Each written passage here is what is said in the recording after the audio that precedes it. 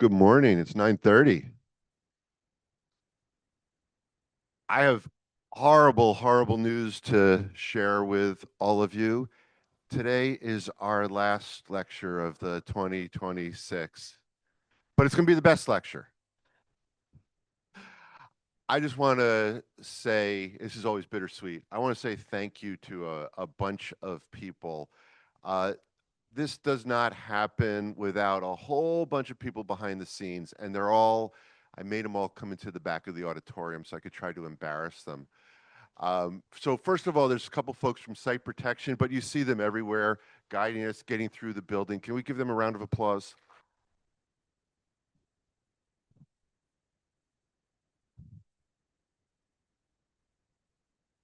And then so many of you ask about, hey, I saw this amazing lecture. When will it be online? Our IT division and AV and Harry, you're going to have to wave because Harry's here every single week doing a wonderful job.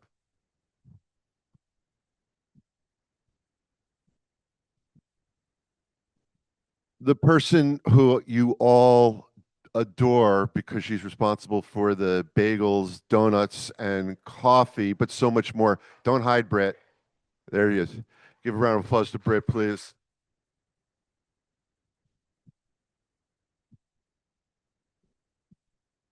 And she's been behind the scenes for well over a decade. I don't know how long she's been doing everything. What'd you say? Years? Well, you're only 20 years old, so it's okay. But can you please give a big round of applause to Dee?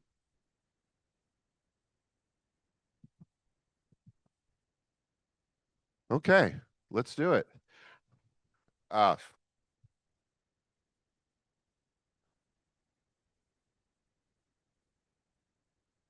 so you know the routine by now. We'll do all the questions on the microphones. We'll pass one around, and I'll take a look at the chat for those of you who are online. Um, we did this last week, so it's the same one. If you filled out the survey last week, then thank you very much. We got a wonderful response rate. If you were here last week and you didn't, you have one more opportunity. So the QR code will take you to that. You can do it on your phone. There are paper copies in the back. And it seems appropriate given today's topic. We're going to ask you a lot of why questions. So why are you here? And also, what do you like about the lecture series? But it'll only take a few minutes, so thank you. Okay. I am, we can't quite read. Harry, can you hide the little thing right there? But why do we ask why? You got that part. It's a distinct pleasure to, thanks, Harry, to introduce to you the Arthur W. Marks 19 Professor of Psychology at Princeton University, Tanya Lombroso, where you can see she directs the program in cognitive science and co-directs the Natural Artificial Minds Research Initiative. She's from Stanford, went to Harvard, she was professor at Berkeley before joining the faculty.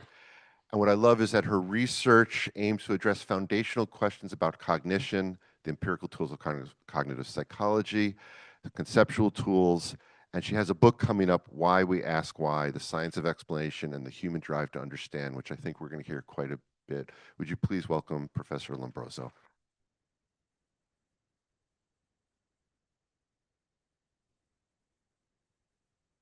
So this will be the last time I ask four questions because next year we'll go back to three, but we'll start with the four questions. So welcome. And when did you first get interested in science? So in high school, I was always really interested in English and in math, and I never really understood how those things might fit together. And then I came across a book that was a linguistics book that tried to use sort of formal tools to describe the nature of language. And the idea that you could combine those things was incredibly fascinating to me. So that was sort of my entry point into cognitive science. And then for me, I think it was really having a research experience. So the first time I got to work in a lab was the summer after high school. And I think what really drew me to being a scientist was getting a taste for being involved in the process of science. It's a good plug for the fact that there are internships at the Princeton Plaza Physics Laboratory. Um, okay, so how about a teacher from elementary school up through your PhD who had an influence on you? So many. Hard to pick just one. I mean, I think the person I would credit with getting me on this path was actually a biology teacher in my high school. and I was not even in her class, but she knew that I was interested in science, and she offered to try to help me find an internship. And so it was through her that I ended up working in a lab at my local university, which was UCSD. And that was really my first taste of research. And so that would be the beginning. And then I think I'd also credit at the end my PhD advisor, Susan Carey, who's an amazing scientist and person. So when you're not doing research and science, what's something you like to do for fun? I really enjoy baking. I like vegan baking, although I don't do as much of it as I would like. Got it. And then finally, this is the 75th anniversary of the Plasma Lab. Tell us about your field 75 years ago. Right. So 75 years ago, experimental psychology in the United States was really in the grip of what's called behaviorism. And that was a school of thought that wanted to make psychology a rigorous science. But the way they did that was by really limiting the scope of what they studied and what they measured to what was easily observable, and really didn't do justice to the complexity of our mental life and cognitive processes. And so that was sort of the last period of behaviorism in the United States where you were already starting to see some of the problems with the approach. So it was really an important sort of transitional moment in the field of psychology and cognitive science.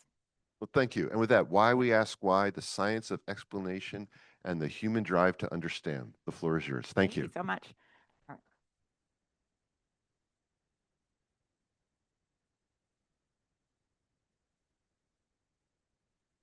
All right. Well, thank you so much for inviting me to be here in this amazing series. And it's really a treat for me to get to share some of my research with a group of people who has chosen to spend their Saturday morning learning about science. So let me begin by telling you a little bit about cognitive science. So what is cognitive science? Cognitive science is usually defined as the interdisciplinary study of the mind. And it's interdisciplinary in that it brings together a variety of different fields that are concerned with different aspects of cognition. It combines philosophy, linguistics, psychology, artificial intelligence, neuroscience, and anthropology, among others.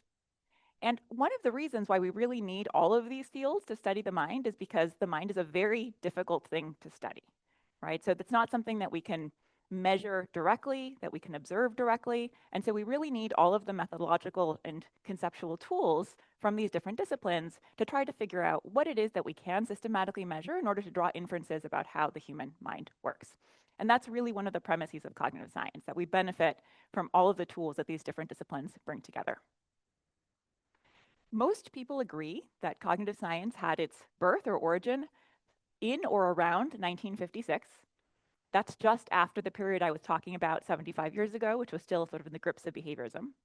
And part of the reason why this was such an important year is because several things happened to bring these different disciplines of cognitive science together. One thing that happened was a workshop for which the term artificial intelligence was actually coined. Um, there was also another workshop that brought together linguists, psychologists, computer scientists, and others who were starting to think about how you could use the kinds of tools that were emerging from computer science and information theory and other formal approaches to think about the human mind. So one important idea in this period is associated with a well-known paper by George Miller, who was a very influential cognitive scientist and cognitive psychologist who spent a lot of his career at Princeton University. And he presented a paper called The Magical Number 7. And part of the reason this was so influential is because in this paper, Miller tried to use the tools of information theory to try to quantify the limits of our short-term memory capacity in humans. And that was really kind of a bold idea, to use these new formal tools to try to characterize something about mental processes. If you've ever heard the idea that short-term memory can store about 7 plus or minus 2 things, that's an idea that sort of made it out into popular culture, and that has its roots in this work that Miller was talking about that was going on in this period. A few years later, there was the first recognized sort of research group in cognitive science. That was the Center for Cognitive Studies at Harvard, followed a few years after that by the first meeting of the Cognitive Science Society. They held their first annual meeting in San Diego, California. And this is a research society that still exists today and is one of the places where cognitive scientists will gather yearly to present cutting edge work in the field. A few years later, the first department of cognitive science was created, again in San Diego, California. That was at the University of California at San Diego. And I want to highlight for those of you who might be interested in this early period of cognitive science, My husband, Tom Griffiths, actually has a phenomenal new podcast called The Cognition Project that is an oral history of this period of cognitive science. And so each of the episodes is an interview with a different figure from this period of cognitive science. And part of what I think is great for an audience like this is not just that you can learn about the history of cognitive science, but that you hear about the individual trajectories of many individual scientists, sort of how they came to their interests, how their interests evolved, and how their career developed throughout this period. My own history in terms of cognitive science started between these two events, somewhat coincidentally in San Diego, California, which is where that occurred. So I was born in San Diego between these events. But I didn't discover cognitive science until quite a bit later, as a junior in high school, when I came across it in books that I was reading. That led me to pursue undergraduate degrees in cognitive science and philosophy, and eventually a PhD in psychology. One of the questions that really motivated me throughout this period, and that motivates a lot of research in cognitive science, is the question of what it is that makes us special, right? And I deliberately ask what makes us special rather than what makes us unique, because I think humans are going to share many cognitive capacities with lots of other non-human animals, and increasingly we're going to share other kinds of capacities with artificial intelligence as well. So, but even if not all of our cognitive capacities are unique, there's all sorts of ways in which human cognition is really special and incredible. And in particular, one of the things that I'm very interested in is what it is that makes us such effective learners. And I'm going to talk a little bit about that today. But there have been lots of traditional answers to the question of what makes us special or unique. One kind of answer is that perhaps it's our tool use. Humans are extremely sophisticated and flexible in the way that we can use various tools in our environment as means to various ends. Humans have incredibly flexible and sophisticated language compared to other organisms. And humans are very good at constructing abstract causal models of the world. So all of these are claims that have been put forward about what it is that maybe helps explain what makes humans special. But I think there's another kind of answer that we can give. And it comes from noticing how fascinated we are with explaining human cognition itself, right? I think that betrays something more general, which is a human drive for explanation. So as humans, we ask all sorts of questions. We're highly motivated to get explanations, either to generate them ourselves, to get them from other people. And we really seem to be driven to understand aspects of both the social and the physical world, including our place within it. And you see this reflected across a variety of fields. So here's a quote I like from the philosopher and cognitive scientist Daniel Dennett. He writes, "It is our human capacity to frame why questions and evaluate candidate answers that sets us apart from the rest of nature."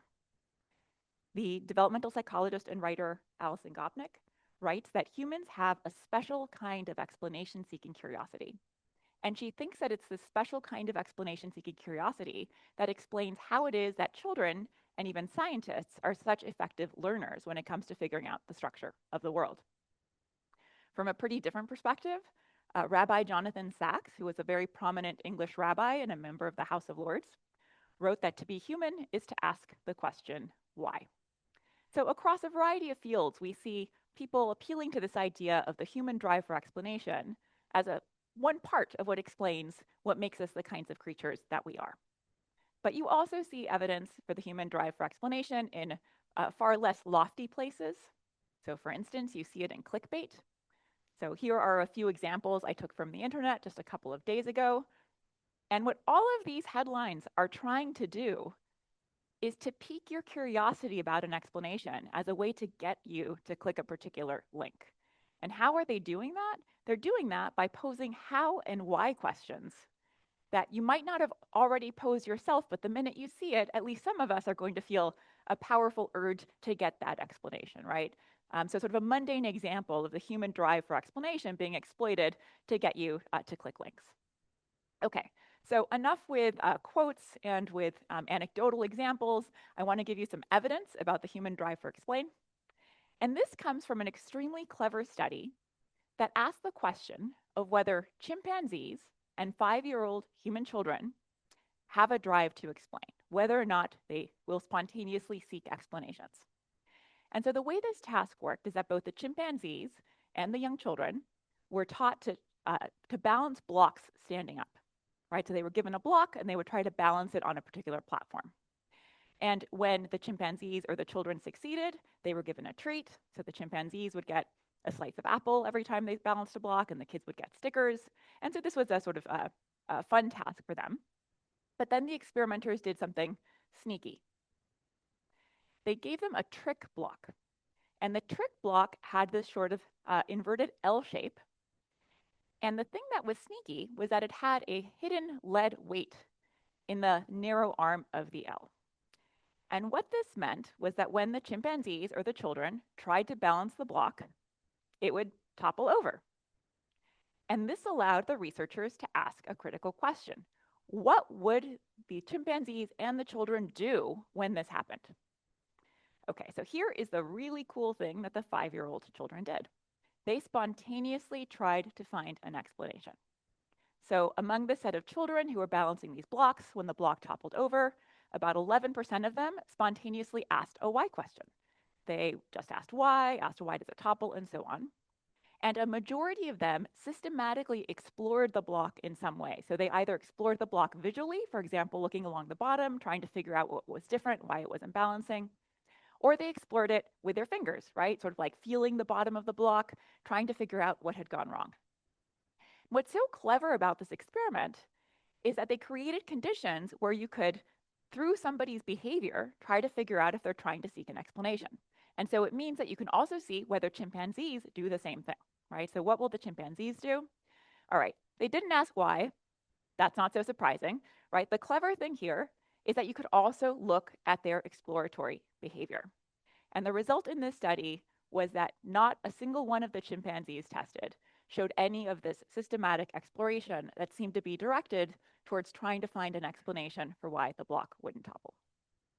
All right, so this is just one experiment, but it's consistent with the idea that humans are really natural explainers. Even 5-year-old children in this particular context will spontaneously try to find an explanation. And part of what I do in my book, Why We Ask Why, is think about the drive for explanation and the role that it plays as a really foundational capacity for all sorts of other things that really make us special. The role of explanation in learning, in making meaning, in social relationships, and in driving action. And the part of that that I want to focus on today is the role of explanation in learning. So let me give you some examples to motivate this. And to do that, I'm going to start out with a story. This is the story of Georgie Gardner. So Georgie Gardner is a philosophy professor at Tulane University, at least when she's not dangling from the sides of sculptures. And a few years ago, in the afternoon of August 25th, 2023, she was with a friend walking through a nature preserve in Knox County. And in one of the caves in this nature preserve, she was hit by a bat. So a bat flew at her and sort of brushed up against the side of her cheek before flying off. Now, hopefully, this will never happen to any of you. But if it does, here are some things you should know. So as the CDC tells us, bats can have rabies. Rabies can be fatal, and you should really avoid contact with bats. If you go to the World Health Organization, you will learn that once the virus infects the central nervous system and clinical symptoms appear, rabies is 100% fatal. Now, you can prevent that by getting the human rabies vaccine, but you have to get the vaccine before the virus reaches the central nervous system for it to be effective.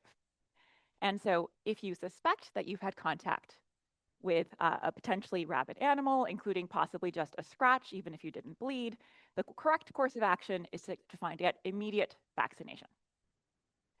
All right, but that is not what Georgie did. Georgie was really busy that week. She was a philosophy professor. She was writing a philosophy paper. She really wanted to finish this paper. She felt fine. And so for the first week, she did not seek any medical treatment. 7 days later, she woke up and discovered that she had a scratchy throat. And in fact, when she sort of reflected on how she felt a sort of general malaise. She wasn't, like maybe she was getting sick. And then when she looked in the mirror, she saw that along the cheek that the bat had flown across, she had these sort of angry red lines with these dots of pus, like it was infected. And unfortunately, This is all consistent with a particular explanation, and that explanation is that she had rabies. So she finally made it to the hospital. She was checked in with a chief complaint listed as rabies symptoms. She got the first vaccine for the series for rabies, and you can see her there with her band-aid from where she got the first vaccine. And she shared on Facebook that evening that she'd just gotten the rabies jab. She asked the doctor if it would help fight rabies, if these were indeed rabies symptoms, and at least as she quotes it, the doctor said, not even a little bit. If this is rabies, then 100% chance you will die. 100%. Okay, but fortunately, it was not a 100% chance that she, in fact, had rabies, right? That was the obvious explanation that came to mind under the circumstances. But each of these symptoms is consistent with lots of other possible explanations, right? Lots of things could explain a scratchy throat, could be strep throat, could be a cold. Lots of things can explain general malaise, could be the flu, could be COVID. Lots of things could explain the irritated cheek, could have been an outbreak of cold sores. It could have been that it really was an infected scratch, but perhaps just not infected with rabies.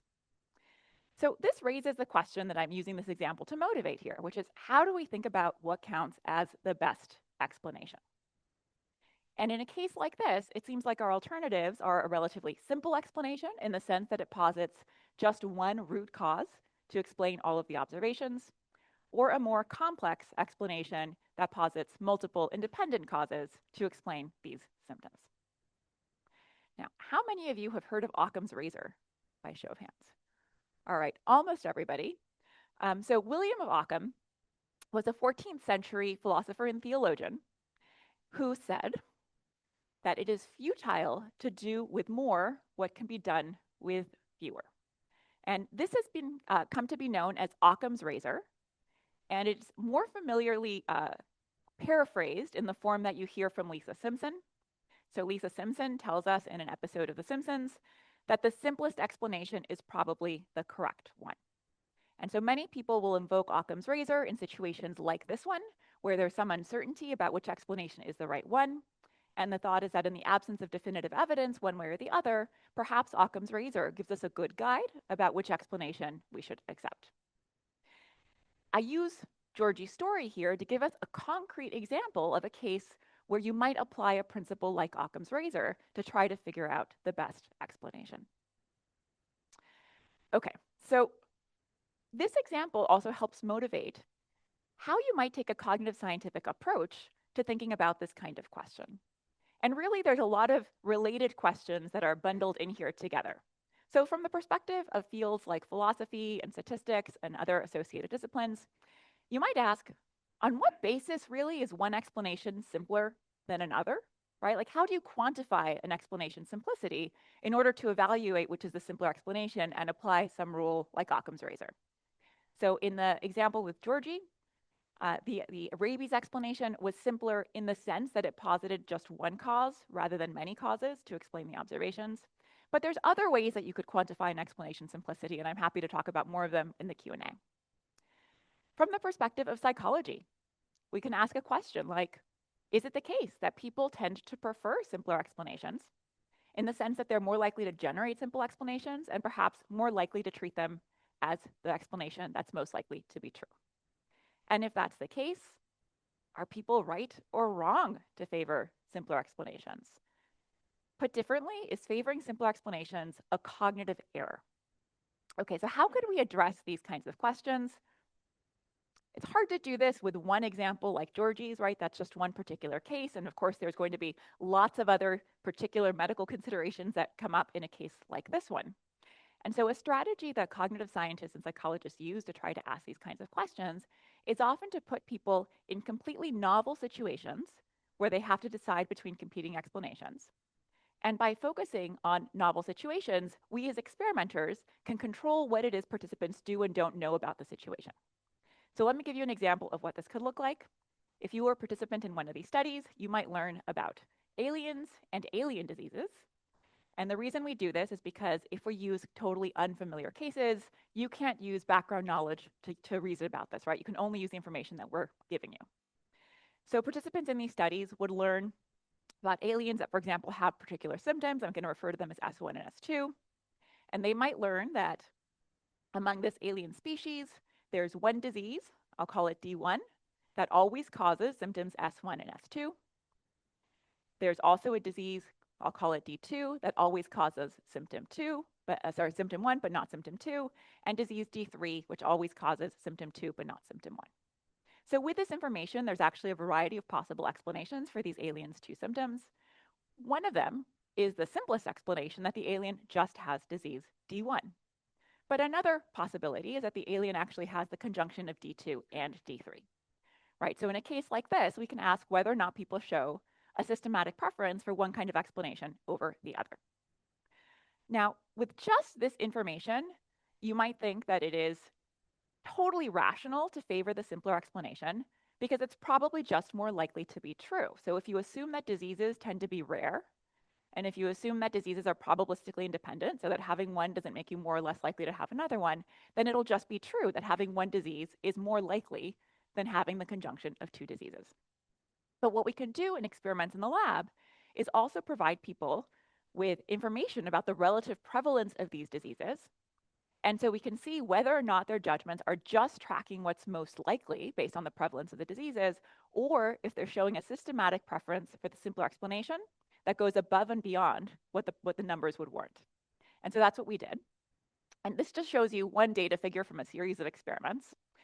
What's plotted along the x-axis is the relative probability that the alien has the simple explanation, just one disease, compared to the complex explanation, which is the conjunction of D2 and D3. And the way that we manipulate this probability in this experiment is by giving people lots and lots of examples of aliens with the various diseases so that they can learn about the relative prevalence of these different diseases. And we looked at cases for where the simpler explanation was 15 times more likely than the complex explanation, all the way to cases where the complex explanation was actually 10 times more likely than the simple explanation. And what's plotted along the y-axis is the percentage of the participants who chose the simple explanation as the best way to explain the alien's symptoms. And what you can see is that when the simple explanation was in fact more likely to be true, pretty much all participants selected the simple explanation. But we found that a majority of participants continued to favor the simpler explanation, even as the complex explanation became more likely. And it wasn't until the complex explanation was 10 times more likely than the simple explanation that a majority of participants switched to favoring the complex explanation. And even then, 40% were still telling us that the most satisfying explanation was that the alien just had disease D1, even though it was in fact much less likely given the information that they'd been presented with. Okay, so this gives us, I think, some evidence that perhaps people are applying something like Occam's razor. They're assuming that the simpler explanation is more likely to be true. And this is consistent with a variety of hypotheses. I'm going to start by telling you two. One hypothesis is that people are just being irrational in these cases, right? Perhaps this is just a cognitive mistake. People are being given evidence about the relative prevalence of these diseases. They should be able to apply probabilistic reasoning to figure out what's most likely. And yet, we see that they're choosing the simpler explanation much more than they should based on the probabilistic evidence that they have. So maybe people are just making a mistake.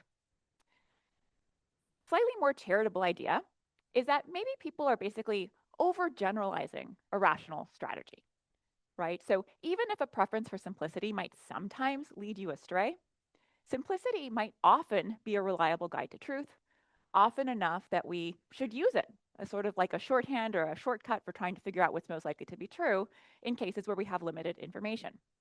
And in fact, you see versions of this idea come up in lots of cases. So here's a quote that is attributed to Richard Feynman. He says that you can always recognize truth by its beauty and simplicity, right? So we see an articulation of the idea that simplicity can be used as a guide to truth. I should say that as far as I can tell, Feynman never said exactly this, although it is widely attributed to him, but he did say things that were very similar to this. Now, personally, I'm actually quite skeptical of this idea. It might or might not be true for physics. If we have any physicists in the audience, I will defer to you about whether or not when it comes to the fundamental laws of physics, perhaps simplicity is a guide to truth. But I don't see why this would hold for lots of the everyday things that we try to explain in our day-to-day life, right? Like, why would it be the case that symptoms are always explained by the most simplest combination of diseases, if we're trying to explain why a friend is angry, why there's traffic today, lots of the things that we want to explain, why there's inflation, probably don't have simple explanations. So I'm actually quite skeptical of this as a justification for why we might favor simpler explanations. But I think there's a third hypothesis that is even more interesting and that gives us a way to think about why this could be a rational strategy for humans. And here's that third hypothesis. The idea here is that seeking simpler explanations might be an effective strategy for learning about the world, whether or not the truth is actually simple. So whereas Occam's razor tells us that simpler explanations are more likely to be true, this alternative idea that I call Occam's machete tells us that the process of seeking simplicity might actually promote learning and discovery. And I call this Occam's machete because the idea is that it might help us cut a path towards truth, even if the truth we find is not ultimately that simple. So, how can you test an idea like this? So, one strategy that we've taken in my lab is to try to compare people who are learning about something new, and we compare people who are adopting different kinds of strategies as they learn. We can have one group of learners who are trying to seek explanations as they learn, another group of learners who are given a different task or just told to try to learn however they like, and we can see whether or not we find any systematic differences across those two groups, where the idea of Occam's machete would suggest that perhaps when you're trying to learn by explaining, you're going to be trying to find the best explanation, the simplest explanation, and that's going to systematically affect what it is that you learn. Okay, so let me give you an example. This is a study that I conducted several years ago with Joseph Williams, who was then my PhD student. And what we did was bring people into the lab to learn about these novel categories of robots. And we call these glorps and drents. And so here you can see 8 labeled examples for glorps and for drents. And if you were a participant in the study, your task would be to try to learn to differentiate glorps and drents so that if I showed you a new robot, you would be able to classify it as a glorp or a drent. And if you take a look at these for a moment, you might notice that they vary in lots of ways. They have different colors, they have different shapes, and so on. And the way that we designed this was to have a relatively salient but imperfect pattern. Many of you have perhaps already spotted this. So does anybody notice a difference in terms of their body shape? Yeah, so most drents have round bodies and most glorps have square bodies. But in each case, there's an exception. So we call this the 75% body rule because if you relied on this pattern, you'd be able to classify about 75% correctly, but there's some arbitrary exceptions. We also built in a more subtle pattern in here, which we call the 100% foot rule. Does anybody think they've spotted this? Oh, wow. Okay, this is a good audience. This is tough, but several people raise their hands here. Okay, so all of these robots have a unique foot shape, but all of the glorps have feet that are pointy along the bottom, and all of the drents have feet that are flat along the bottom. And if you picked up on that difference, you would have a much simpler explanation. That explanation is simpler in the sense that it relies on just a single feature to allow you to classify all 8 examples. So here's what the experiment looked like. Participants would be introduced to these 8 examples. And then here was the critical part of the study. They had a study period to try to learn about glorps and drents. And what we did is that we had half the participants explain while they were studying. And what I mean by that is that they would see a given robot and they would be asked, why do you think this one's a glorp? Why do you think this one's a drent? And they would provide an explanation without getting any feedback from us about whether their explanation was right or wrong. We just wanted them to be engaged in the process of seeking explanations. And we compared those participants to those in a control condition.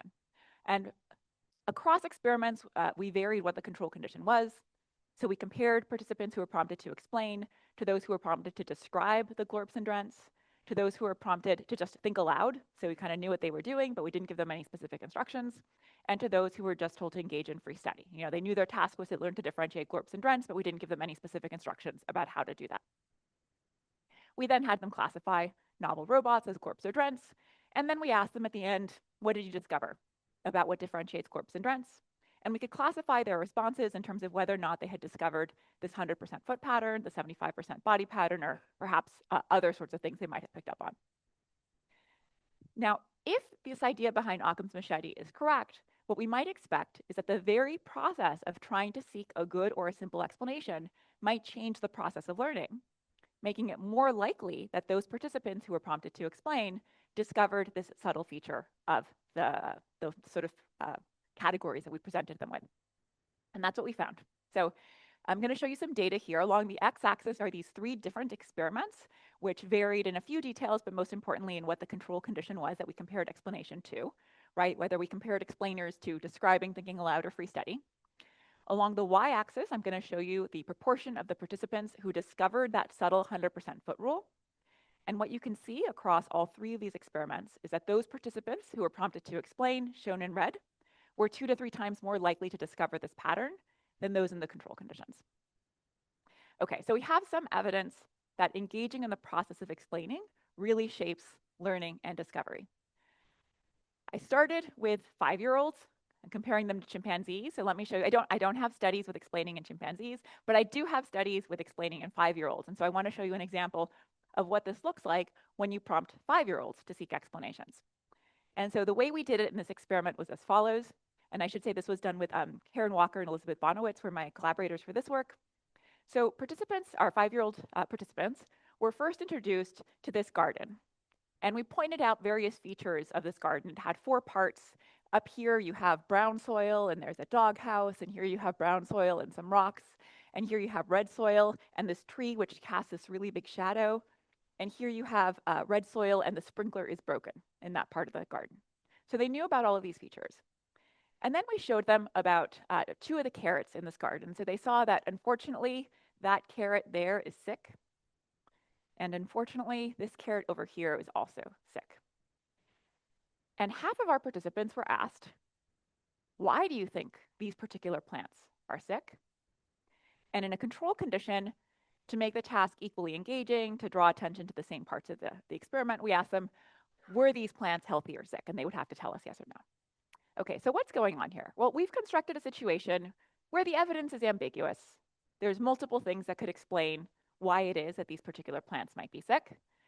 You, as sophisticated adolescents and adults, might immediately realize that there's both a simple and a complex explanation. So the simple explanation could be that it's something about the red soil that is making both of these plants sick, right? That would just be a simpler explanation in the sense that it's one feature that explains why both of these plants are sick.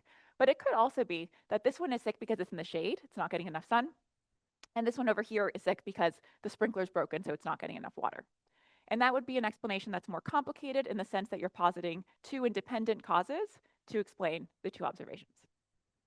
So what we're looking for here is whether or not prompting the children to explain is going to have an impact on which of those hypotheses they notice and favor.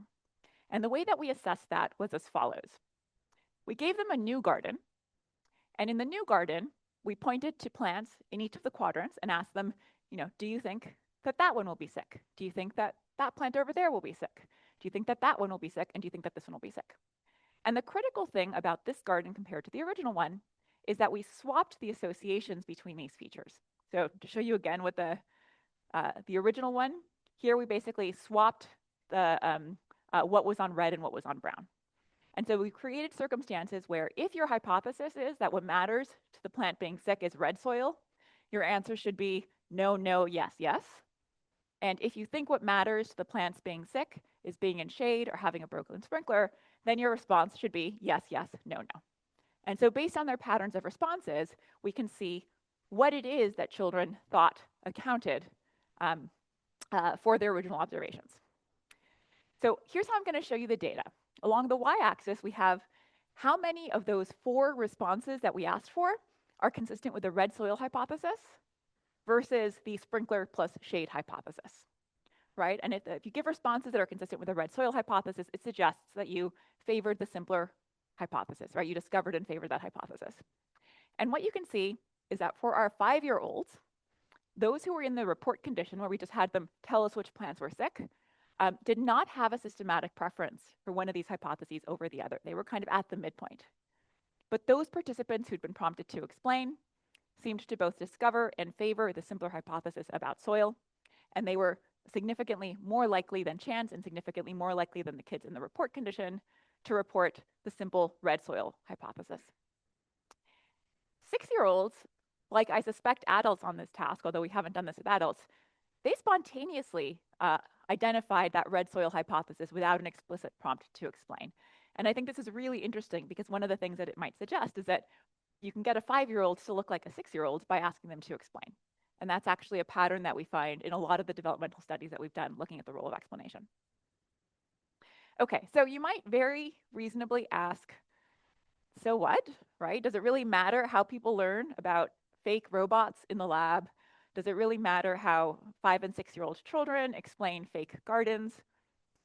I think for the ideas I'm exploring here to really be interesting, we would want to see connections between these roles for explanation and learning or discovery in the lab and cases of learning and discovery in the real world, right? So for example, cases of learning and discovery in science, or cases of learning in pedagogical contexts like school.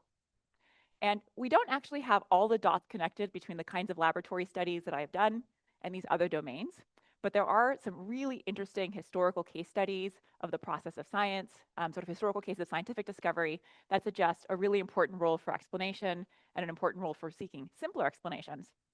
And there's also a huge amount of work in educational psychology that points to the pedagogical advantages of learning by explaining, right? Cases where it seems like learning occurs better in the classroom and outside of the classroom when learners are engaged in explanation. And so I want to show you one example of this, especially because I know that some of you in the audience are high schoolers, and so I thought this study might be of interest to you. So in these studies, we ask whether or not explaining improves learning in the classroom in a kind of pedagogical context. And my collaborator on this was Anahid Modric, who had access to this absolutely incredible data set with over 20,000 10th grade students across the United States. So these were students who were participating in a sort of like larger set of studies. And as part of that, they had answered survey questionnaires that asked them lots of questions about what their learning looked like in the classroom. And we also had, for these 20,000 plus students, information about their standardized test scores.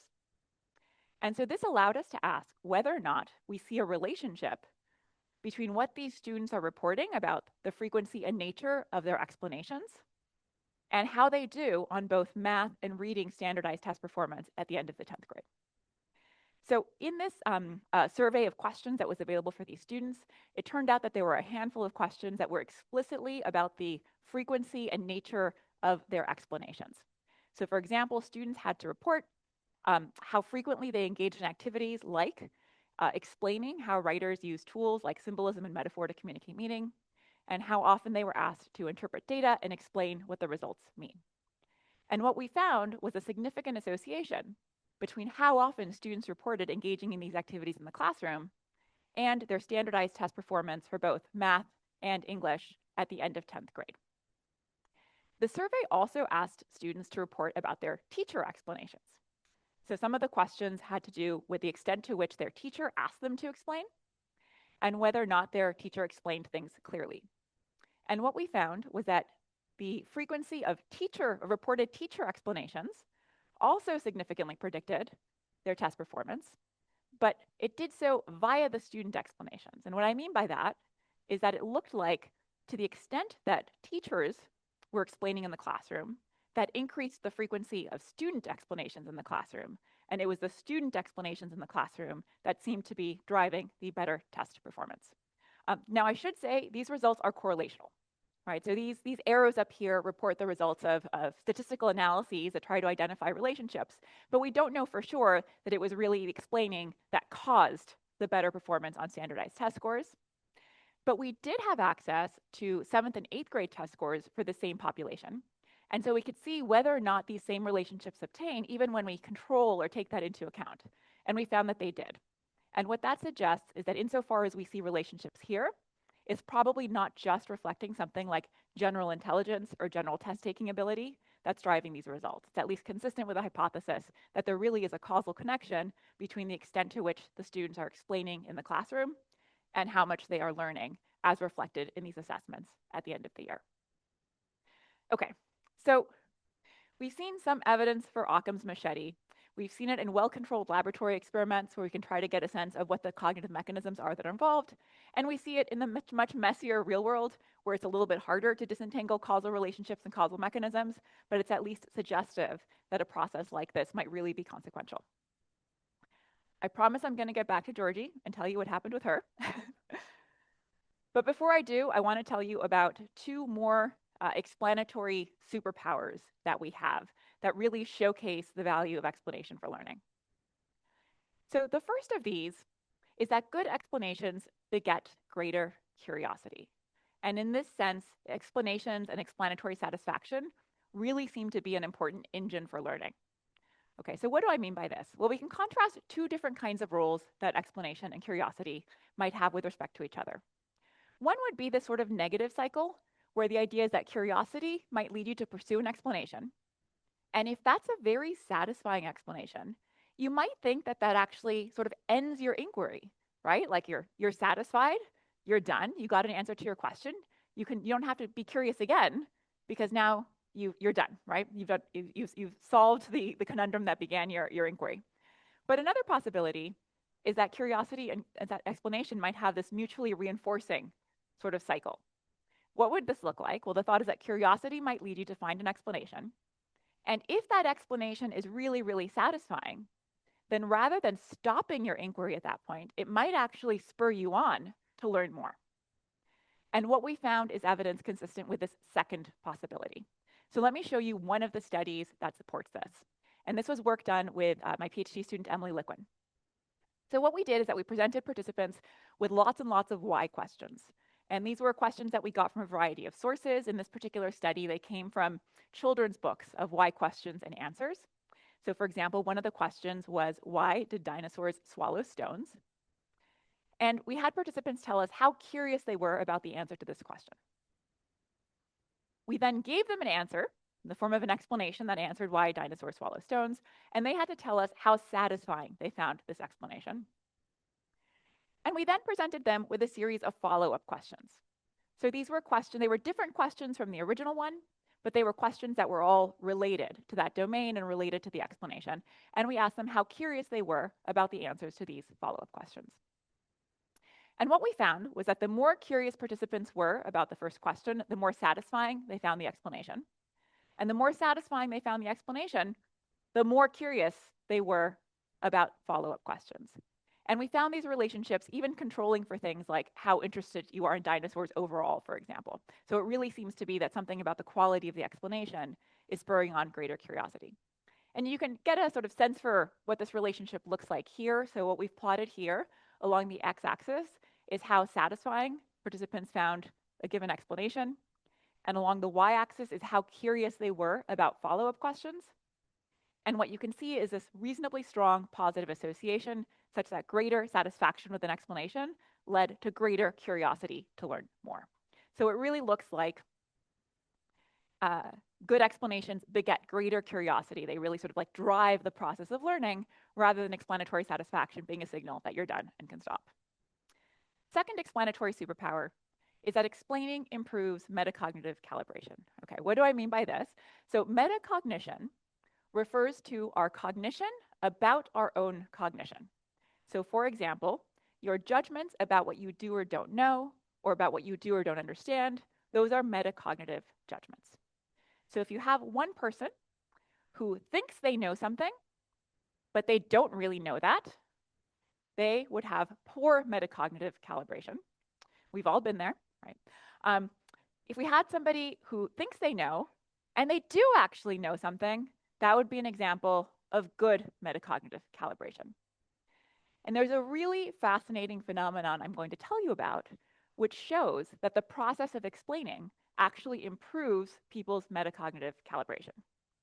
So this is a phenomenon known as the illusion of explanatory depth, and it was first documented by Leon Rosenblit and Frank Kyle. And here's what they did. They presented people with a bunch of familiar mechanical devices, things like zippers, helicopters, and sewing machines, and they asked participants how well they could explain how these things work. So for example, take a moment to think about how well you think you could explain how a zipper works. Imagine that you had to give a 7-point rating from not being able to, not understanding this at all, not being able to explain it all the way to being able to give a really expert explanation. And think about how you might rate yourself for how well you could explain. Well, here's what they found. Initially, before being asked to explain, when just having been asked how well they could explain, participants gave themselves ratings of about 4 on average on the 7-point scale, so a little bit above the midpoint. But then they actually asked participants to explain, right? So maybe take 10 seconds to think about how you would actually explain how a zipper works. I think many of us will probably discover that, like, oh, I actually not sure I really do know how a zipper works, right? I know how to use a zipper. I'm an expert at using zippers, but can I really explain how they work? And so that's what they found, right? Before explaining, participant ratings were about 4, just above the scale midpoint, after being prompted to explain. But before being given any feedback on whether their explanations were right or wrong, their ratings went down to below the midpoint, right? So just having tried to explain helped people appreciate what it was that they really did and didn't know. And in that sense, seemed to improve their metacognitive calibration. And I suspect that all of us have probably actually had versions of this experience. So often in the course of trying to teach something to somebody else, sometimes you'll come to understand it better when you do that. But often what happens is that you start to explain and you identify the gaps in your own knowledge, right? Things that you thought you knew. And the moment you're trying to explain them in writing or to somebody else or even to yourself, that process helps you realize what it is you don't know. And this is a really actually kind of magical and important process because even without feedback from other people, we can become better calibrated in what we do and don't know. And that's then going to have implications for how it is that we direct our own learning, right? We now know what questions to ask. We now know what part of the textbook we need to review again because we thought we understood it, but actually we don't. All right, so I've shown you some evidence for Occam's machete, shown you some evidence that we have additional explanatory superpowers. And this is really part of a broader story about all the ways in which the drive for explanation plays an important role in explaining what makes us such remarkable creatures, not just in the sense that we're phenomenal explainers, but a suite of other characteristics as well. Okay, I promised I told you about Georgie. Here's what happened. All right, so very, very fortunately, it turns out that Georgie did not have rabies. um, it turned out that, improbable as it might have seemed, each of her symptoms had a completely independent cause. So first, a few days after getting the rabies vaccine, she started to sneeze and have some congestion and have other cold symptoms. And it turns out her general malaise was related to having a cold. Turns out her scratchy throat was due to drinking a lot of sparkling water. So in that week when she was at home, her air conditioning had broken and she was in Tennessee and it was extremely hot. And even though she was somebody who never drank sparkling water, she had just been having one bottle of sort of chilled sparkling water after another to get her through the heat. And it turns out that this had actually caused irritation. And so the minute she stopped drinking sparkling water, her scratchy throat went away. And the irritated cheek is actually still a little bit of a mystery. It might have been cold sores, although if so, she's never had them before. Another possibility is that it really was an infected scratch from the bat. It was just not infected with rabies, right? It might have been a more mundane sort of infection. So even if Lisa Simpson is right, and I'm not sure she is, that the simplest explanation is often the right one, fortunately for Georgie, that was not the case in this situation. Okay, so let me end with a few lessons.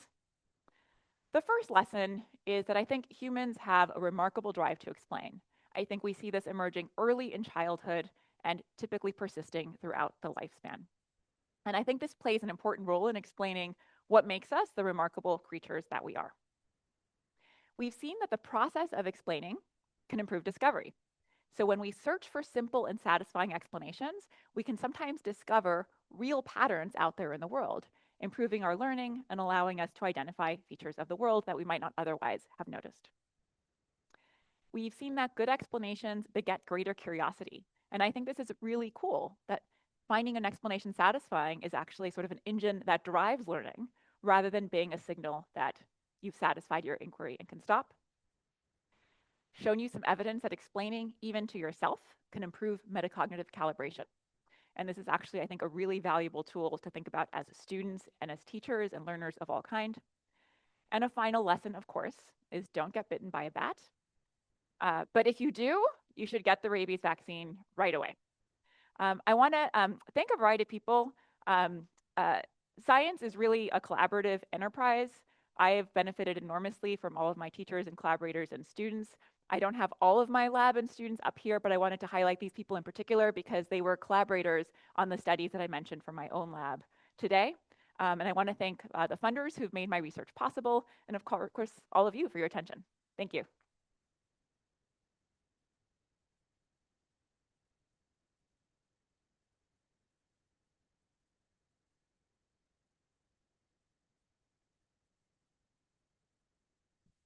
Thank you so much.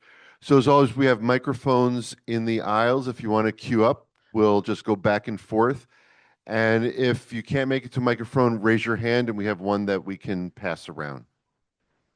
Hi, thank you for this talk. It was really good. I was wondering, as someone with a younger brother, I've often been caught in the why cycle, where little kids just start asking why and their brain shuts off. Why? Sorry. Um, is there a way we can get out of that why cycle? That is such an interesting question, right? So, can we get out of the why cycle of little kids?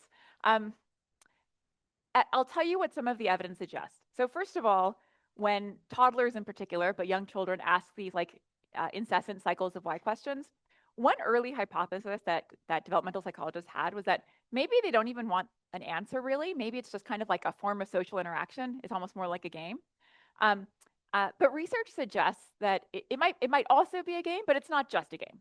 And part of the way that we know that is that people have looked at the details in transcripts of parent-child interactions where the kids are asking why questions and the parents are answering, and whether or not the child re-asks their question, asks a new question, or just kind of like gives up, depends on whether or not the adult they're talking to gives them a good answer. So if a child asks why and you say just because, they know that that's not a good answer. And they will often try to re ask their question or try to answer it themselves. On the other hand, if you actually answer the question, they will then either stop or move on to a new question. And that tells us that they're not just engaged in a kind of idle form of curiosity or banter back and forth. They're actually tracking the quality of the explanatory information that you're giving them. So my answer, I think, would be you probably shouldn't try to stop the cycle. I think you should actually give them good answers, and that will mean that you're not stuck in a sort of loop in the same thing. It will mean that curiosity actually progresses to new things, and you will be supporting your younger brother in the process of learning. Thank you. Uh, kind of got a couple can you hear me? Test. Okay. On a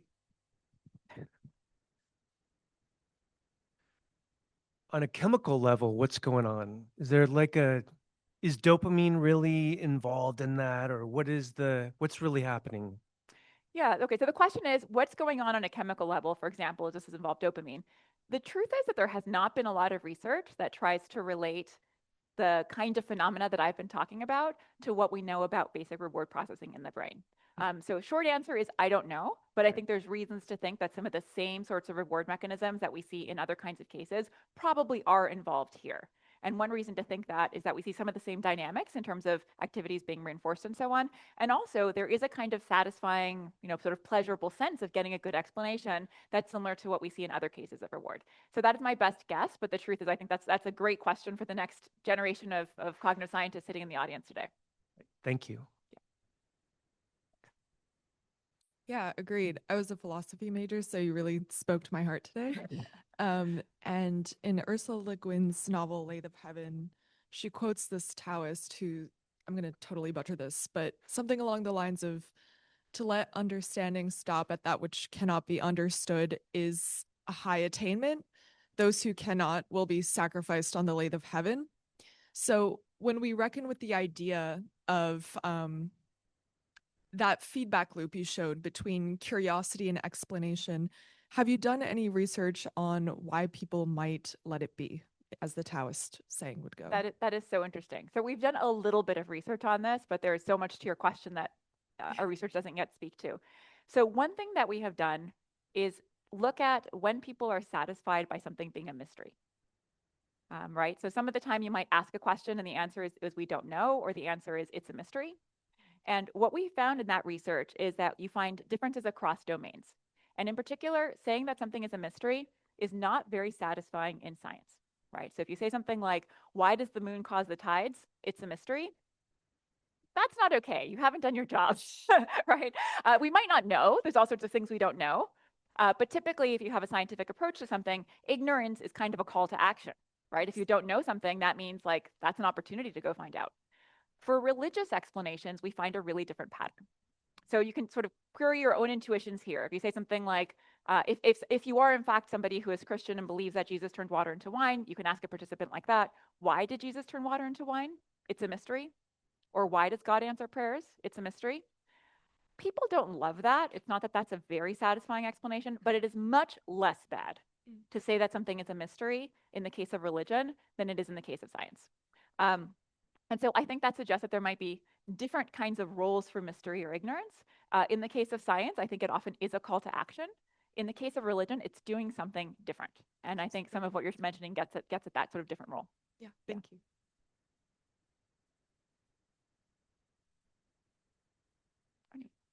Is like a huge interest of mine. I'm curious in your study about simpler explanations, specifically for diseases, if you know of any other studies that showed maybe certain professions like doctors where their job is to just deduct based off of individual symptoms a grander solution, if there's any kind of affinity towards a simpler or more complex explanation, or if there's certain explanations that they might tend to go to, like they're more likely to diagnose a cold as opposed to something as cancer, and if there's any differences in like the actual diagnosis of the disease that has a. Yeah, that's a great question. So I don't know of studies that have looked at actual patterns of diagnosis in, sort of like large scale real world data sets. I have been told, I'm definitely not a medical doctor myself. I have been told that it's kind of a feature of medical training that you're often told. I think it's something like, if it sounds like a horse, it's probably a horse, not a zebra. I think I'm getting the exact phrase wrong here. If anyone's a doctor in the audience and can tell me what the version of that phrase is, but I think it's often a sort of feature of practice that you should be sensitive to what is the most probable explanation, right? The common thing and not the really obscure rare thing. And so if I had to guess, I think you would see people being sensitive to those sort of base rates for diseases.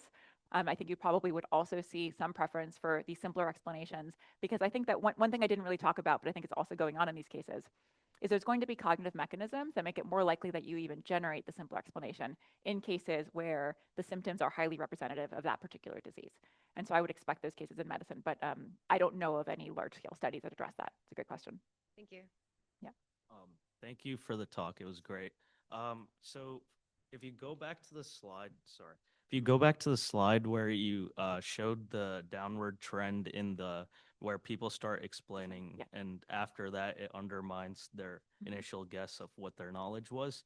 Have you seen like an opposite trend in other samples? Because I feel like a lot of the times there's things that I feel like I only understand 50%, but then when I start explaining it, it just gets like much better, and I feel like I understand it much better by explaining it. So do you see the exact opposite trend happen in other samples? Yeah, that's a really interesting question. So for this particular set of studies, and they have been replicated many times with different cases, you reliably find this downward trend. The first time they found this, it was with a sample of Yale PhD students, because this was done at Yale, and people said, oh, that's just Yale PhD students overestimating how much they understand. You wouldn't find this if you looked at undergrads, and so they looked at Yale undergrads, and Yale undergrads showed the same effect. And they thought, oh, well, it's just Yale students in general. If you looked at other kinds of students, you wouldn't find this, and they found it. In fact, students at a less selective university is how it's reported in the paper.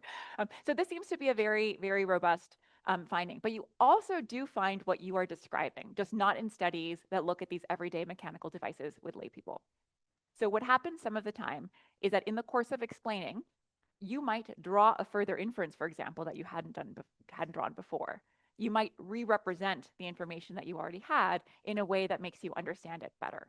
And so there's a more general phenomenon that's called the self-explanation effect. And that's the phenomenon that people often learn something better when they explain it to themselves. And sometimes the way you get there is first through this, right? So sometimes what leads you to draw the further inference or to re-represent information in a way that will let you understand better is recognizing that there is a gap or an imperfection or sort of an inconsistency in the way that you were thinking about it before. So I absolutely think that that happens. Not so much with lay people explaining mechanical devices. Yeah. Awesome. Thank you. My question is, culturally, um, we sometimes get to believe things that are in fact wrong, quite a bit, and those are reinforced over and over, by repetition or whatever. Propaganda works that way, right? So, um, what is the mechanism for people who actually, you put Richard Feynman up there, who actually step outside and find out Yeah. things are wrong, and they can explain why they're wrong, or maybe they can just know that they're wrong? I mean, there's a cultural aspect to what we believe, right? So, um, Yeah, that is a super fascinating question. I definitely will not pretend that I know the complete answer, but I will tell you a couple of thoughts. Um, one thing is, I don't think there's going to be one single cognitive mechanism that's at work there. I think there's probably a lot of them, but one of them might be a willingness to question some of the default mechanisms that we use that govern truth. And what I mean by that is that uh, by default, in most trustworthy contexts, we believe what we're told, right? So typically we think if we hear something from our parents who we trust, if we hear something from a media source that we trust, we're typically going to accept that. And we're going to also rely on a lot of cognitive cues to what's likely to be true. So for example, one cognitive cue that we use is that if something seems familiar or easy to process, we're more likely to think it's true. And so that leads to phenomena like what is called the illusory truth effect, where simply repeating information multiple times makes you think it's more likely to be true. And one of the reasons why that seems to happen is because the more you repeat something, the more familiar it is and the easier it is to process. And those are things that we use as cues to something being true. So I think that one thing that might be true of the iconoclasts of the world who are willing to question things is that they are less reliant on these kinds of default mechanisms. They might be more willing to say, yes, it's familiar, but is it really true? Right? Like, yes, it's easy to think about it that way, but is it really true? Yes, everybody says this, but is it really true? Right? So, sort of having a willingness to question some of those default assumptions that most of the time operate in the background of our belief systems, I think is going to be part of the story. thank you. Hello. Yeah. So I really like the lecture. I'm really curious, which means you did a good job, I guess. Uh, First of all, the saying is when you hear hoof steps, think horses, not zebras. Thank you. Of course. I'm pretty obviously not a doctor then. So. And then I've got two questions. So about the robots, which explanation would be the simpler one and which one would be the complex one? Yeah, that's a good question. And so as I mentioned, there's lots of ways you can define simplicity. And so it could be that you're actually thinking of multiple ways that you could define it. So for those studies, the way that we were thinking about it is that identifying the difference between flat and pointy feet is simpler in the sense that it is one feature that accounts for all of the examples. So if you instead focus on the round versus square bodies, that accounts for 75% of the examples. So your real explanation would sort of be round versus square plus something else. So for example, round versus square, glorps are square and drents are round unless you're gray on the right or something like that, right? Like there are these more complex rules you can come up with that would allow you to classify all 8. But all of those rules involve invoking multiple features.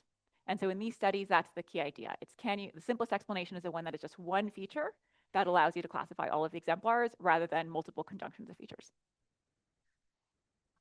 I was very interested in asking was, do you find that there's any intrinsic motivation factor in that feedback loop of curiosity, explanation, and curiosity?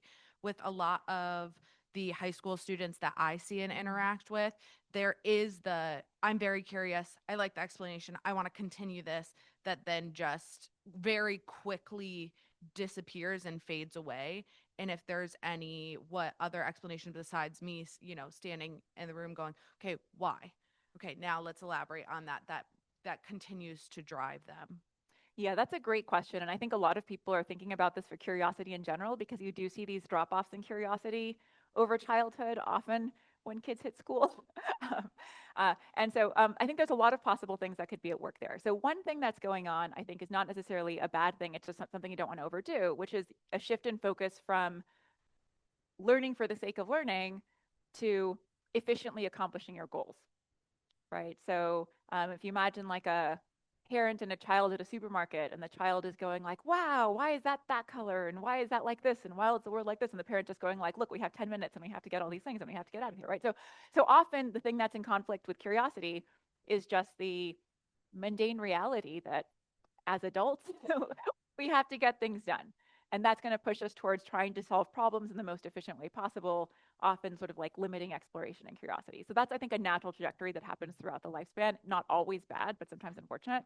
I think there's probably also things about the way we create external incentives for learning in school and education that really shifts people from focusing on these internal cues to what they need to learn to these external cues of what's going to be rewarded or incentivized in their environment.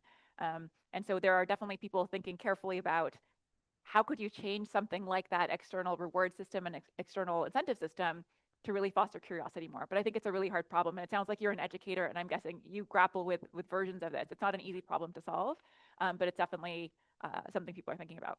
Yeah, we're like the big shift to like PBL learning instead of Okay. like just teaching them. But thank you so much. I Yeah, appreciate thanks. it. Yeah, thank you for the talk. That was a wonderful talk. I have actually a very similar question. Mhm. You talked about the cycle of the positive feedback Yeah. loop of like, you know, being curious and then learning about things and then again being curious. I was just wondering if there's something to do with like how humans are inherently like critiques or critics. Mhm.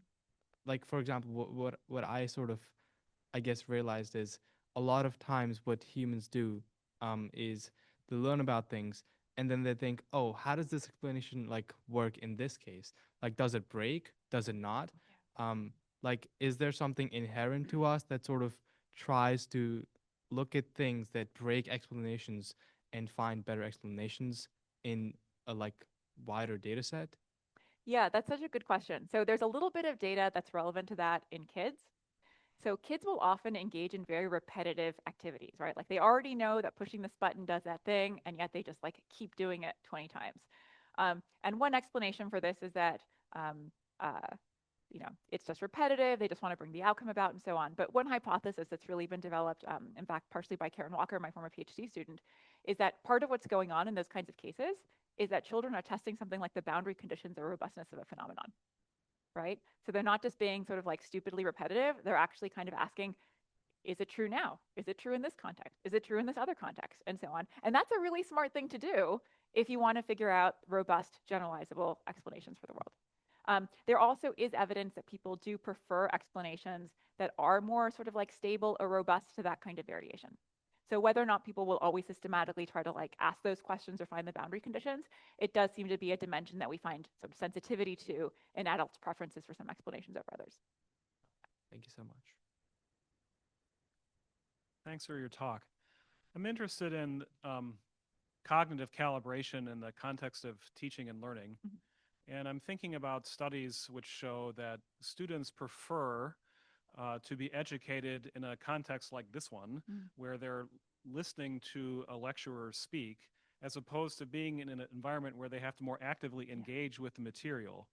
And they seem to prefer the more passive environment, even when the more active environment leads to improved learning. And I'm thinking about a study by Louis Delorier at Harvard in physics that I asked my students to read. So my question is, does the research suggest ways to make cognitive calibration feel more palatable to students, so they don't reject educational methods which in fact benefit their learning? Yeah, that's a great question. So there's an idea in educational psychology, which if you're not familiar with, I think will resonate with what you just said. And it's the idea of desirable difficulties.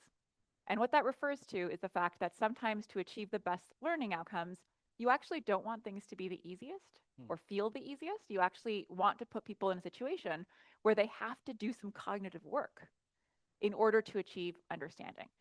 And this sometimes leads to some counterintuitive things. So, for example, having a textbook that is actually maybe a little bit confusing or harder in some ways, or that like makes you do the work of trying to figure out how the image that's depicting something relates to the text, doing that cognitive work is actually really good for achieving understanding.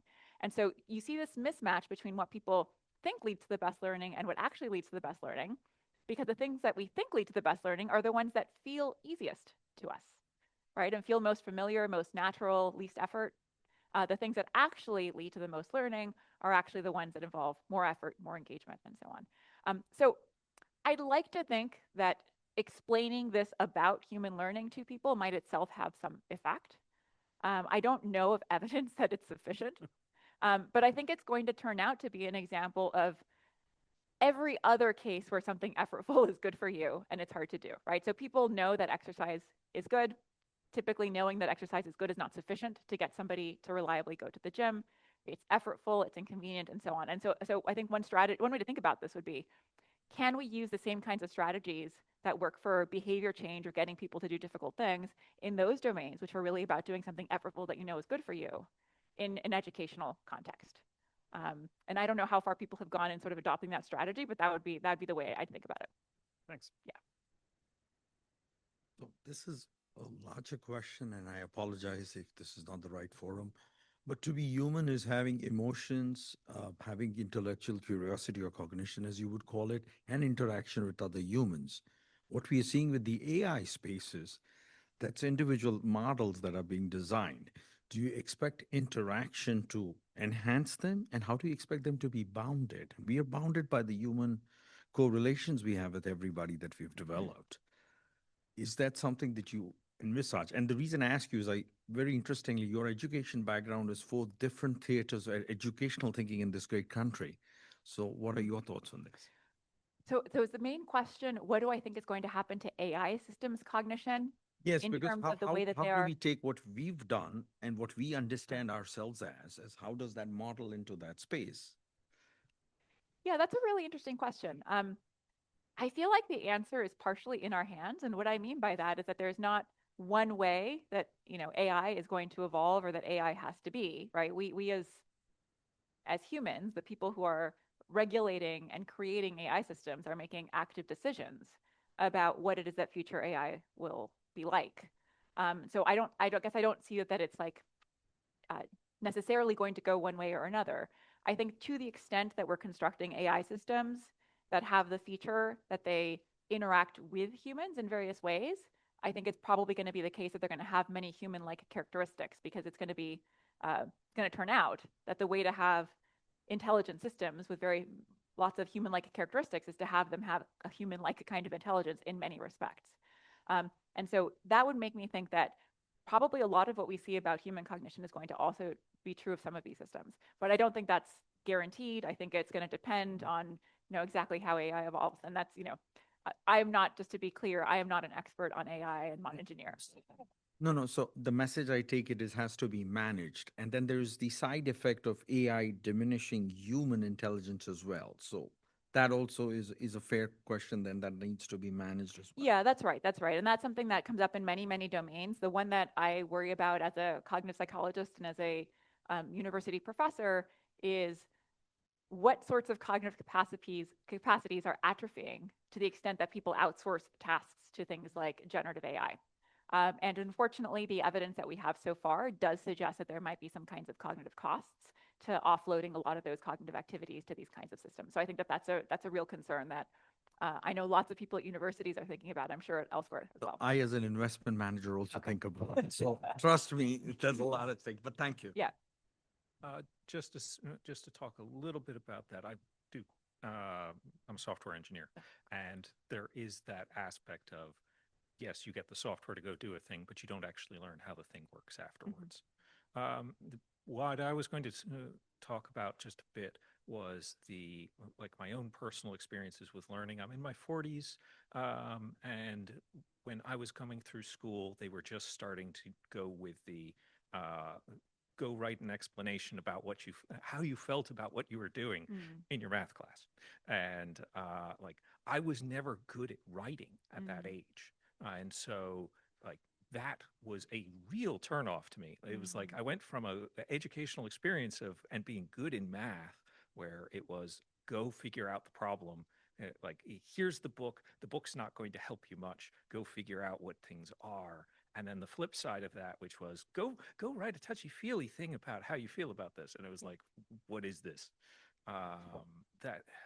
So I think what I'm trying to say is there needs to be a little bit of caution about doing anything in this space.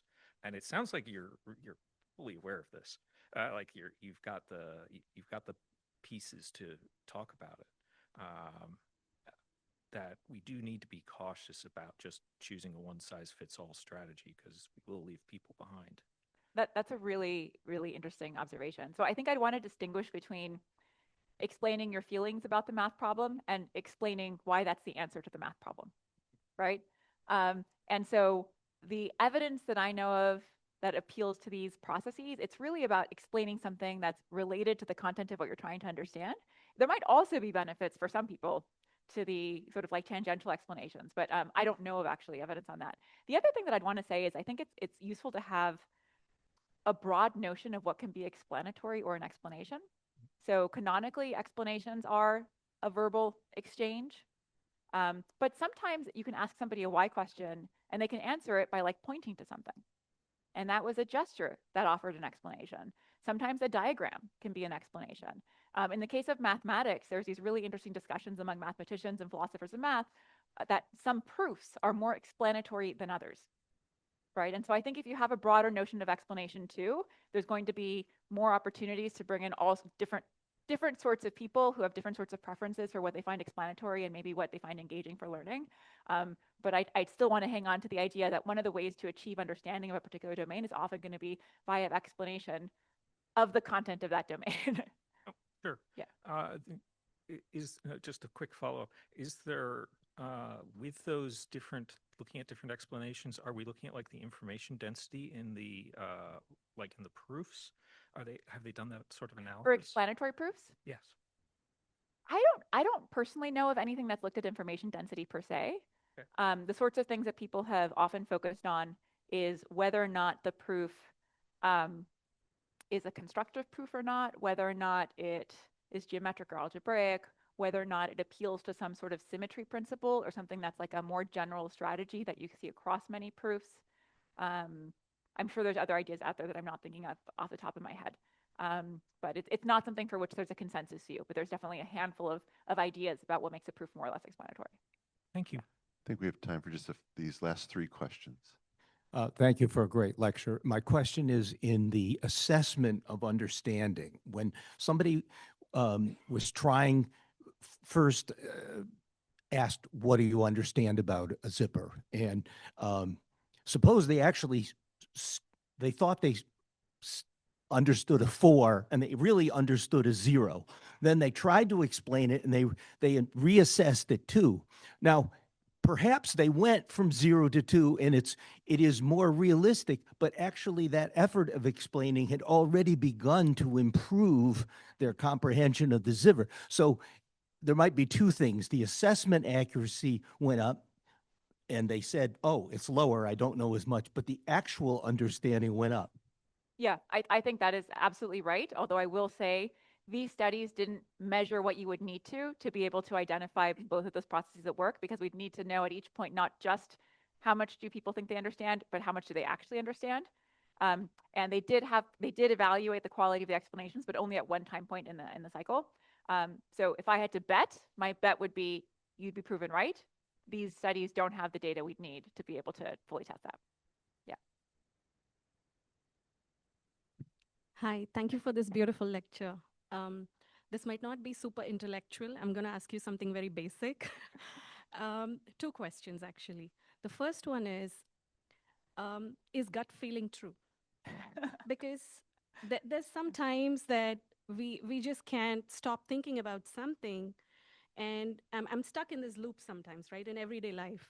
I'm like, okay, this doesn't feel right. And then I'm just going back to that decision 20 times and thinking this doesn't feel right.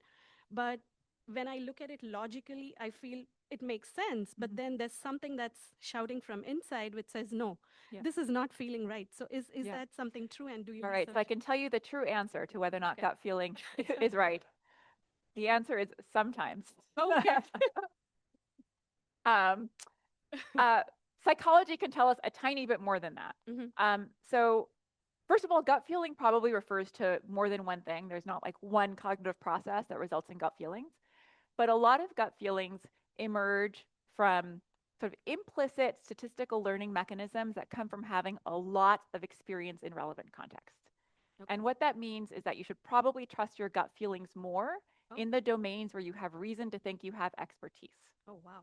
Okay. Right? So if you are somebody who has a ton of experience in particular contexts, like you're a doctor and something feels off about this patient, maybe you can't say what, but just something feels off, but you have a ton of experience with that kind of a situation, I'd say that's a case where the research tells us maybe you should take your gut feeling more seriously. Okay. If I, who know nothing or very little about medicine, had a gut feeling about a patient, you should not take that seriously. If you are not like a expert investor and you have a gut feeling about a stock, I would say do not take that very seriously. So insofar as we have evidence about the conditions under which to take it seriously, I think it's about whether or not you've had the relevant experiences that would have sort of trained up your implicit statistical learning mechanisms. That could then mean that those intuitions are reliable. I think the most I've failed is in the stock market. Okay, my second question. Most of the adults are stuck in a routine every day, almost every week, weekdays, weekends. It just goes on. But after a certain age, we kind of hit a dead end where the learning stops. So, what would you suggest for us to do in spite of all the busy routine with the family and the friends and everything? What's a simple way that we can just keep our, like our brains active, I would say, in a Yeah, simplest that's way? a great question. So I think first I would say come to events like this one. Right? Yeah, This is an exactly. amazing. I should thank my son because he dragged me here. He's like, no, we need to go. So there's a lot of that is really, I think, about how you manage to structure your life and your time to have time for curiosity. And I think that's a really, really hard question that will vary from person to person. But I think one thing that I would say and that research on curiosity suggests is that often you just need a little bit of knowledge to then start the process going, right? So one of the most prominent theories of curiosity appeals to the idea of an information gap. And the idea is that you're going to be most curious when you perceive a moderate gap between what you currently know and what you want to know. And that kind of makes sense intuitively. If something is like really far off, it's hard for me to be curious about it because I almost don't even know what to be curious about. And if something is really close to what I already know, I kind of already know it, so I'm not going to be that curious. So this is a sort of like intermediate step where we are maximally curious. And so one thing you can do to try to create more opportunities for that sort of intermediate curiosity is to expose yourself to a little bit of information. Right. So if you're going to, I think many of us do this, right? If you're going to visit a city, for example, you might read a little bit about it. And the minute you start reading about it, you become more curious about other things, right? If you watch a historical television show about a particular historical period, you're learning a little bit about it, and all of a sudden you're much more curious about it. So I think giving yourself those opportunities to learn a little bit, so that you have a broader set of things that are kind of intermediate information gaps, might then help with some of the motivation to appreciate what it is that you can learn and want to learn. And then keep pushing the limits. Yeah, exactly. It's going to be self-reinforcing if you're able to find the time for it as well, right? Yeah, That's one of the main challenges. But it is going to be self-reinforcing once you get going. Just the more you learn about something, typically what you find is you discover new things you don't know that you're then curious about. Yeah, that makes sense. Thank you so much. I just got started with middle school math, so I. Oh, fantastic. Amazing lecture. Thank you so much. But my question was kind of relating to like social aspects of it. Like when a question doesn't have a straightforward answer, like does this person not enjoy my company or something like that? What do you do when you can't rationalize something? How do you like apply this process of learning or continuing that curious cycle? That is a great question. So let me see if I can even think of anything in the evidence I know that can speak to that. So I think one thing that the process of explaining can sometimes do, as I did show you, is clarify what it is you don't know, right? So sometimes what you might realize by trying to explain is it's more complicated. There's other reasons this could be happening. And in social situations in particular, that's actually, I think, really, really, really valuable. So one mistake that people will often make is that they will explain someone's behavior in a way that attributes a personality characteristic to that person and that is sort of most relevant to them, right? So if somebody didn't return your email, actually, you're too young, it'd be text. Somebody didn't return your text, right? Somebody didn't return your Snap or Snapchat or whatever it is. Okay, so somebody didn't return your text, and the immediate attribution might be like, oh, they're ghosting me, maybe I offended them. We immediately think about explanations of that kind. But if we think a little bit more broadly, we might also come up with all the other obvious explanations, like they don't have their phone battery ran out, they're busy doing something else. All of these reasons that have nothing to do with us, right? And that don't necessarily have to do with deep characteristics of them, like they're being a jerk or something like that, right? So I think in a lot of social situations, broadening the scope of what we consider in explanations, it does recognize that the situations are more complicated. We might not get to the answer, but I think it can actually really change our construal of the situation in a way that's typically beneficial. So that's one thing that comes to mind. And the other thing that I would point to, although there's not a lot of research on this, is that often what happens when you ask a question that's really complicated is you realize you're asking the wrong question, right? And so the process of figuring out what question should I be asking? Is there a different way to even like think about this domain itself can be an important part of the process of learning. Thank you so much. What a wonderful way to end the 2026. Can we please thank Professor Lombroso again? And thank you to all of you.